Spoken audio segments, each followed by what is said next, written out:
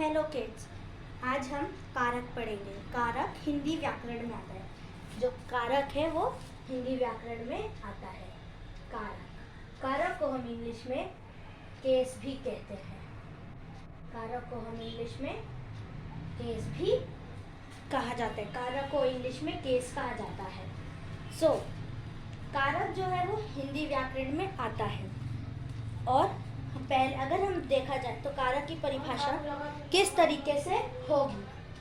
संज्ञा या सर्वनाम, संज्ञा या सर्वनाम, संज्ञा या सर्वनाम के जिस रूप से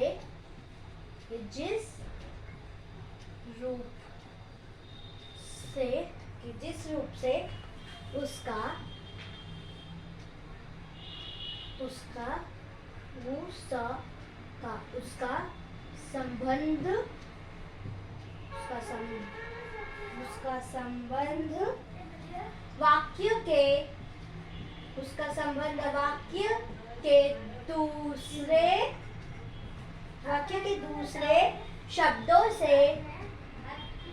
के दूसरे शब्दों से जाना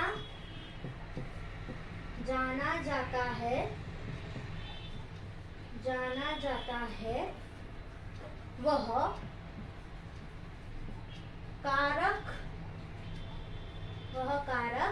कहलाता है, या फिर वह कारक कहलाता है, या फिर उसे कारक कहते हैं। आप अपनी भाषा में जो उचित समझे। कहलाता है, वह कारक कहलाता है। तो इसकी परिभाषा इस तरीके से है। संज्ञा या सर्वनाम के जिस रूप से उसका संबंध वाक्य के दूसरे शब्दों से जाना जाता है वह कारक कहलाता है। यानी जो संज्ञा या सर्वनाम होते हैं उसके जो रूप होते हैं उसका संबंध वाक्यों के दूसरे शब्दों से जाना जाता है, वह कारक कहलाता है। अगर अभी आपको ये इससे समझ नहीं आया तो मैं एक एग्जांपल देती हूँ। जैसे गाय को चारा दो, ये उदाहरण या फिर एग्जाम्पल, आप जो बोलते हो। हिंदी में उदाहरण बोलते हैं, इंग्लिश में एग्जाम्पल। मैं इसे ई लगा देती हूँ, एग्जाम्पल। गाय को चारा दो। तो आप क्या बता सकते हैं इनमें से कौन सा जो शब्द है वो कारक है? देखिए, ये जो सेंटेंस है ये संज्ञा है, गाय संज्ञा है ना। और अब जो भी आप मानो गाय, तो ये संज्ञा या सर्वनाम, या संज्ञा भी हो सकती है, सर्वनाम भी, है ना। तो अभी यहाँ पे संज्ञा आई है क्योंकि किसी चीज का नाम कहा गया। और सर्वनाम का मतलब वो होते हैं जैसे वह, वे, तुम, मैं, आदि। मतलब बहुत सारे, और भी बहुत सारे, है ना। तो लेकिन यहाँ पे संज्ञा है। संज्ञा में क्या क्या आते हैं? नाम आ सकते हैं संज्ञा में किसी चीज के, या और भी बहुत चीजें आती हैं। तो यहाँ पे किसका नाम है? गाय का। तो गाय को चारा दो। चारा एक चीज है।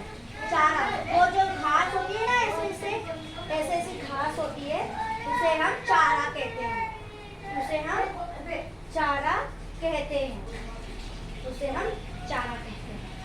तो गाय का खाना होता है चारा। अब को जो है ये है कारक। को जो है वो है कारक। लेकिन कारक के भी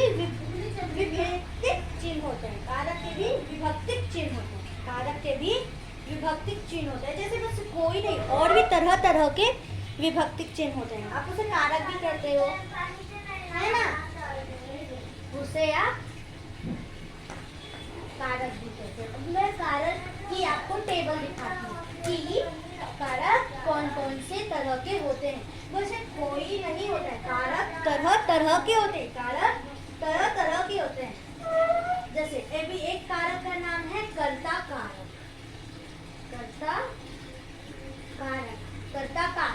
मैं अभी बस कर्ता कारक के बारे में समझाती हूँ, ठीक है। कर्ता कारक पूरा क है, कर्ता और बता देती हूँ कि पार्ट 2 भी इसका ज़रूर आएगा अगले थर्सडे को। पार्ट 2 भी इसका आएगा क्योंकि बहुत लंबा कारक है, तो मैं ये पूरी वीडियो में नहीं समझा सकती। तो पूरे 8 कारक होते हैं, तो 4 कारक मैं आज समझा दूंगी और 4 कारक मैं अगली वीडियो में समझा दूंगी। एंड पार्ट 3 में हम इसकी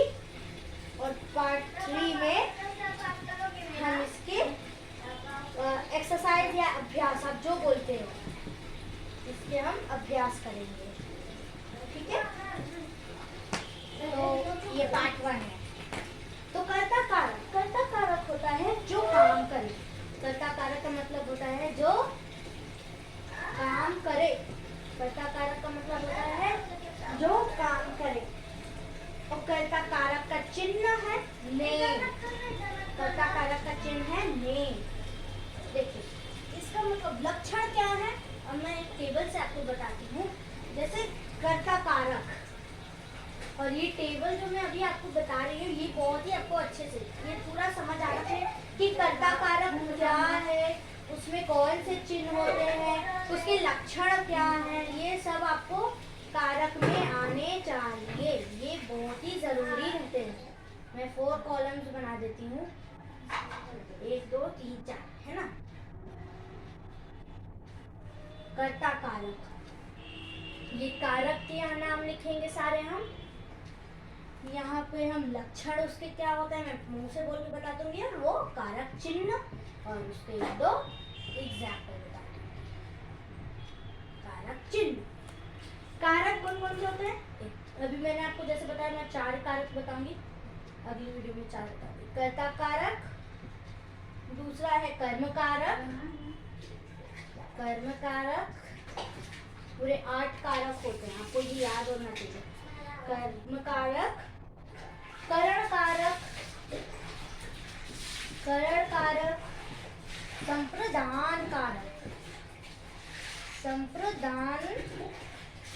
संप्रदान कारक, सो कर्ता कारक, कर्म कारक, करण कारक, संप्रदान कारक। कर्ता कारक क्यों यूज किया जाता है? उस कर्ता कारक का लक्षण है जो काम करे। कर्ता कारक में है कि जो इंसान है वो काम करता है, कुछ काम कर रहा है। जो कर्ता कारक का मतलब है, उसका मतलब है जो इंसान कुछ काम कर रहा है। सो इसका चिन्ह है, ये वाले कारक का चिन्ह है ने। जिस सेंटेंस में ने आता हो, जिस वाक्य में, जिस हिंदी वाक्य में ने आता हो, जिस हिंदी वाक्य में ने आता हो, वो जिस तो आप समझ जाइए वो है कर्ता कारक, वो है कर्ता कारक। जिस सेंटेंस, जिस वाक्य में ने आता हो, वो है कर्ता कारक, है ना, वो है कर्ता कारक। जैसे इसका एग्जाम्पल मैं ले लूं, राम ने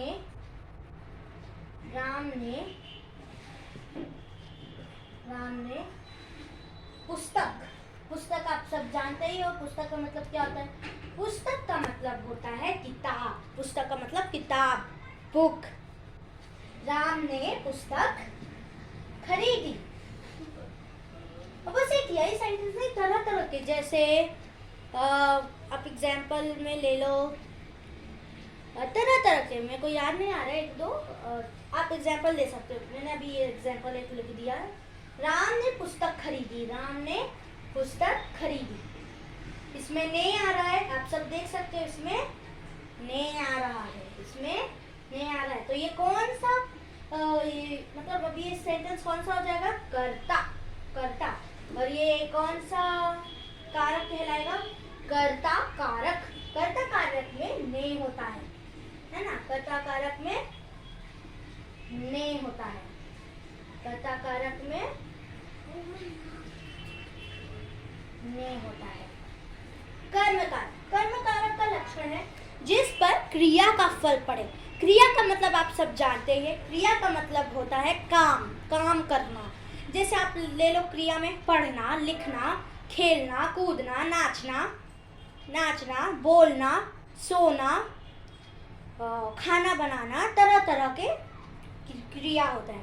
तो कर्म कारक का मतलब लक्षण होता है जिस क्रिया पर फल पड़े, यानी जिस पर क्रिया का फल पड़े, तो जिस पर क्रिया का फल पड़े, और इसका कारक चिन्ह होता है, कर्म कारक का कारक चिन्ह होता है को, इसका कारक चिन्ह होता है को, कर्म कारक का कारक चिन्ह होता है को। जिस सेंटेंस में आपको को लिखा हुआ है तो आपसे पूछे कि ये सेंटेंस जो है इसमें जो कारक दिया है, आपको गोला बना के दे सकते हैं कारक पे, वो कौन सा कारक है, वो कौन सा कारक है। तो अगर उसमें को है तो वो कर्म कारक है, अगर उसमें ने है तो वो कर्ता कारक है।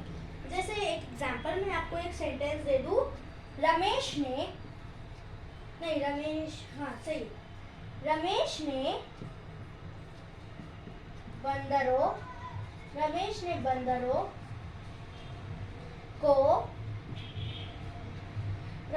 बंदरों को चने खिलाए। रमेश ने बंदरों को चने खिलाए, है ना, रमेश ने बंदरों को चने खिलाए। तो ने द्वारा उसे नहीं देखना, उसमें कहा गया कि ये जो कर्म कारक है उसका, इसमें जो कर्म कारक का चिन्ह है, कारक का चिन्ह है, जो कर्म कारक का चिन्ह है उसको आप सर्कल करो, या ये जो जगह दी है उसमें से सेंटेंस में से, वाक्य में से छाट कर लिखो। तो इसका कौन सा कर्म कारक का चिन्ह कौन सा है, को, गोला लगाया मैंने, को है ना। कर्म कारक का मतलब कर्म कारक का कारक चिन्ह है को। अब अगर तीसरा कारक देखें, वो कारक देखें तो वो है करण कारक, वो है करण कारक, करण कारक है। करण कारक का लक्षण होता है, करण कारक का लक्षण है जिस साधन के द्वारा काम हो, यानी जिस चीज के या जिस साधन के द्वारा कोई काम हो रहा है, जिस साधन के द्वारा कोई काम हो रहा है ना, जिस साधन के द्वारा कोई काम हो रहा है। इसके चिन्ह, कारक चिन्ह है से, बस इसका एक कारक चिन्ह नहीं है, इसके दो कारक चिन्ह हैं, और एक है, दूसरा है के द्वारा, के द्वारा, इसके दो कारक चिन्ह से के द्वारा, है ना। अब मैंने आपको एक सेंटेंस दी है, जैसे वह कलम से पत्र लिख रही है, पत्र लिख रही है। अब इसमें आया से, तो जरूरी नहीं से जिसमें के द्वारा आया हो वो भी करण कारक का सेंटेंस कहलाएगा, जिसमें से आया हो वो भी करण कारक का सेंटेंस कहलाएगा। और जब हम अगली वीडियो में आएंगे तो 5th कारक रहेगा अपादान कारक, उसमें भी से आता है, बट मैं उसमें आपको बताऊंगी कि वो उसमें से क्यों आया है। तो अभी उसका बारे में हम बात नहीं कर रहे हैं, अभी हम करण कारक के बारे में बात कर रहे हैं। आज हम बस 4 कारक ही सीखेंगे, ये कारक 1, कारक 2, कारक 3, संप्रदान कारक 4, है ना। अब ये जरूरी नहीं यही लिखे, वह कलम से पत्र लिख रही है, वो लिख सकते हैं कि वह कलम के द्वारा पत्र लिख रही है, तो के द्वारा लिख दे तो आप सोचने लगोगे अरे ये कौन सा सेंटेंस है। नहीं सोच लो, हाँ यहाँ पे से आना था, इन्होंने थोड़ा सा बदल दिया है, तो ये भी करण कारक ही है, के द्वारा आया है ना, करण कारक ही। लेकिन आपको ये जो टेबल है इसकी, कि कर्ता कारक का चिन्ह ने है, और ये सबको पूरा आपको याद करना पड़ेगा। तो अगर आप गूगल पे सर्च करते हो तो ये पूरे 8 कारक के एक आपको अच्छी सी टेबल मिल जाएगी, तो आप उसकी स्क्रीनशॉट लेके उसे अपनी रफ कॉपी में आप कर लेना, तो जिससे आप बार बार उसे याद करते रहो। वह कलम से पत्र लिख रही है, या मैं लिख सकती हूँ वह कलम के द्वारा पत्र लिख रही है ना, वो कलम के द्वारा पत्र लिख रही है। तो ये मेरे को पता है आपको करण कारक का मतलब भी समझ आ गया होगा।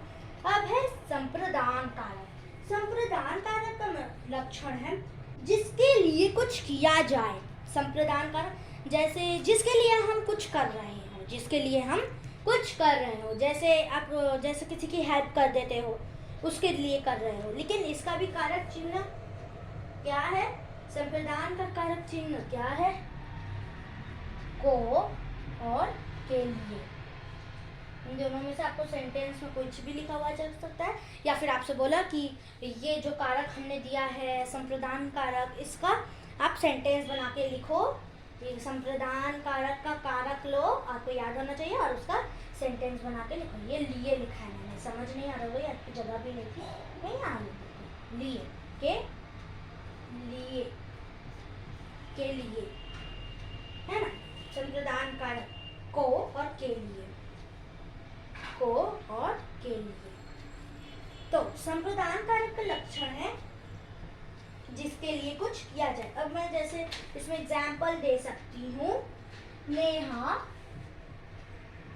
नेहा प्राची, नेहा प्राची के लिए,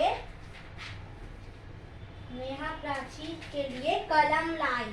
नेहा प्राची के लिए कलम लाई, नेहा प्राची के लिए कलम लाई। तो देख सकते हो के लिए संप्रदान कारक है, और इसमें भी के लिए आया है, यानी ये जो ये है वो संप्रदान कारक में आ रहा है। और इसमें दूसरा सेंटेंस भी आ सकता है कि रामू ने गरीब को चद्दर दी, है ना, को चद्दर दी। रामू ने गरीब को चद्दर दी, या फिर उसने गरीब को चद्दर दी, तरह तरह के। लेकिन देखिए रामू ने गरीब को आ रहा है, यानी वो संप्रदान कारक है। को चद्दर दी, रामू ने गरीब को चद्दर दी, रामू ने गरीब को चद्दर दी, है ना। तो वह संप्रदान कारक कहलाता है। ओके, वह संप्रदान कारक कहलाएगा।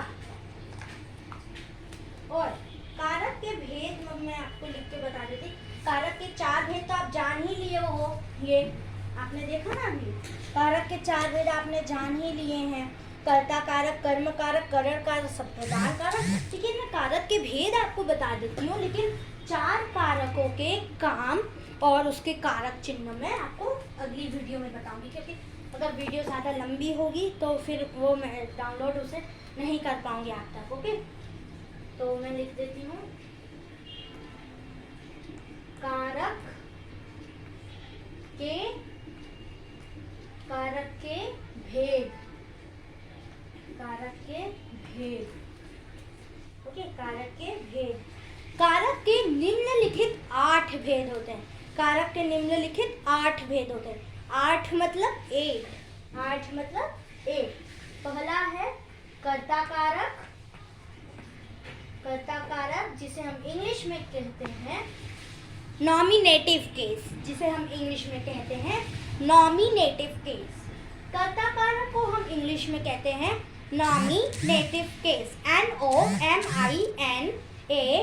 NOMINATIVE, nominative CASE case, nominative case. Second है कर्म कारक। कर्म कारक, कर्म कारक का मतलब भी मैंने आपको समझाया। कर्म कारक को इंग्लिश में कहते हैं ऑब्जेक्टिव केस। कर्म कारक को हम इंग्लिश में कहते हैं ऑब्जेक्टिव केस। ऑब्जेक्टिव केस की स्पेलिंग है OBJECTIVE, objective CASE case, objective case. Third case है करण। थर्ड कारक है करण कारक। थर्ड कारक है करण कारक। करण कारक को इंग्लिश में कहते हैं इंस्ट्रूमेंटल केस। करण कारक को इंग्लिश में कहते हैं instrumental case, INSTRUMENTAL, instrumental case, CASE case. Fourth कारक है हमारा संप्रदान कारक। यहाँ तक आपने सीख ही लिया है संप्रदान, सॉरी कहाँ नहीं लग रहा है ना, संप्रदान कारक। कम से कम 19 मिनट की वीडियो हो चुकी है, बट आप लोग के लिए मैं पूरी इंफॉर्मेशन दे रही हूँ। संप्रदान कारक का मीनिंग होता है dative case. Dative case spelling है DATIVE, डेटिव केस। पांचवा कारक है अपादान कारक। पांचवा कारक है अपादान कारक। अपादान कारक, अपादान कारक को हम इंग्लिश में बोलते हैं अबलेटिव केस। अपादान कारक को हम इंग्लिश में कहते हैं अबलेटिव केस। अबलेटिव केस की स्पेलिंग है ABLATIVE, एबलेटिव CASE केस, एबलेटिव केस। यहाँ पे स्पेस नहीं है और मेरे को 3 कारक लिखने की और तो मैं हल्का सा रब करती हूँ। ओके, ये 4 कारक तो आपको याद ही हो गए हैं ना, तो 4 कारक को मैं रब बिल्कुल नहीं कर रही हूँ, ये 4 कारक मैं रब कर देती हूँ क्योंकि आपको याद हो गए, मैंने पीछे भी समझाया था, है ना। सो मैं 5 कारक से समझाती हूँ। 5 अपादान कारक, अभी आपने समझ ही लिया अपादान कारक का मतलब। छठवा है 6 कारक है संबंध कारक। संबंध कारक, संबंध कारक, संबंध कारक का मतलब होता है रिलेटिव केस। इंग्लिश में हम संबंध कारक को बोलते हैं relative case, RELATIVE, relative CASE case, relative case. 7 number का तो जो कारक है, केस है, वो है अधिकरण कारक। अधिकरण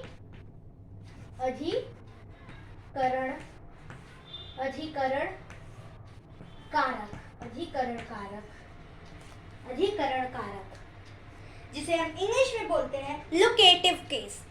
अधिकरण कारक को हम इंग्लिश में बोलते हैं लोकेटिव केस। लोकेटिव केस की स्पेलिंग है LOCATIVE, locative CASE case, locative case. 8 number का जो कारक है वो है संबोधन कारक। 8 नंबर का कारक क्या है? संबोधन